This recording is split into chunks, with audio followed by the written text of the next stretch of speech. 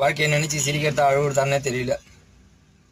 சொந்தமாக வண்டி வச்சுக்கிற ஓனருங்களுடைய நிலைமை தான் பாருங்கள். சொந்தமாக வண்டியை வாங்கி சூரியவம்சம் சரத்குமாரி மாதிரி வளர்ந்துடலான்னு பார்த்தோம். இப்போ புரிஞ்சு போச்சு, நீ சம்பாதிக்கிறதெல்லாம் வண்டிக்கு தாண்டா கொட்டணும்னு சொல்லிட்டு கடவுள் முடிவு பண்ணிட்டான். நம்ம எதுவும் சொல்கிற மாதிரி இல்லை. இதில் வேற 4-5 வண்டி போடலான்னு சொல்லிட்டு கனவுலாம் வேற. இது நடக்காது. 1000 ரூபாய் சம்பாரிச்சா 2000 ரூபாய் செலவு பண்ணணும். என்னென்னமோ கனவு கண்டேன், வீடெலாம் கட்டிடலாம், ரொம்ப பெரிய ஆளாக ஆகிடலாம் அப்படி சொல்லிட்டு. இப்போ தெரிஞ்சு போச்சு இதெல்லாம் எதுவுமே நடக்காதுன்னு. கடைசி வரைக்கும் வண்டிக்கு செலவு பண்ணியே என் வாழ்க்கை முடிஞ்சிடும் போல்.